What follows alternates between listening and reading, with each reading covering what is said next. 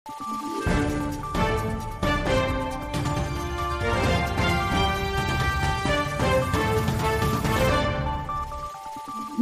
araw, Pilipinas! Ito ang Valiente News hatid sa inyo ng Office of the Vice President.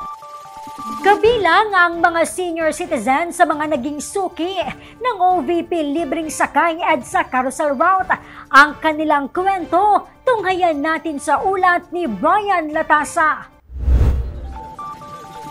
Mula Kamuning Bus Station sa Quezon City hanggang Parañaque Integrated Terminal Exchange o PITX, ang biyahe ng OVP libreng sakay bus EDSA Carousel Route. Nasa 29 kilometers ang binabiyahe ng bus kada araw mula alas 5 ng madaling araw hanggang alas 9 ng umaga at alas 5 naman ng hapon hanggang alas 9 ng gabi.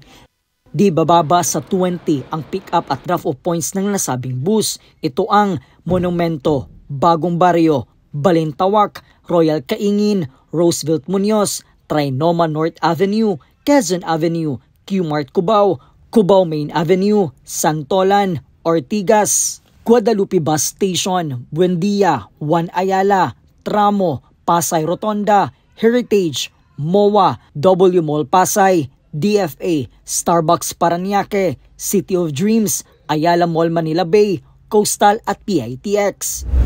Ang senior citizen na si Nanay Nits ay araw-araw nang nag-aabang ng bus sa Quezon Avenue Bus Station upang libreng makasakay pauwi sa kanilang tahanan sa Novaliches.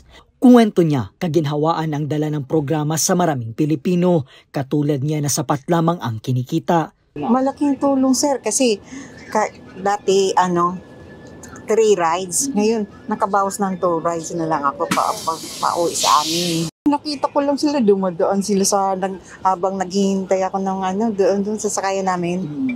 So sumakay ako. Matagal na ako sa Kwento pa ng nanay, komportable ang kanyang biyahe dahil maliban sa fully air-conditioned, malinis din anya ang loob ng OVP libreng sakay bus. Mas maganda, at least nakatulong sila sa mga tao. Diba? At least mayroong sila katulad ko.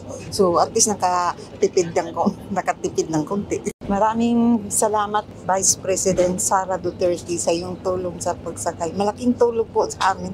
At least naka-discount din kami. Maraming salamat. God bless all. Mula po dito sa Metro Manila, ako po si Brian Latasa, ang lahat para sa Diyos, bayan at pamilyang Pilipino. Valiente News. Natitipid na pamasahe ng mga pasahero dahil sa OVP libreng sakay program kada araw, aabot sa 90 pesos. Ang kanilang mensahe sa OVP, tunghayan sa susunod na episode. Ako si Claudette Loreto para sa makabuluhan, naninindigan at matapang na mga ulat at impormasyon. Maraming salamat.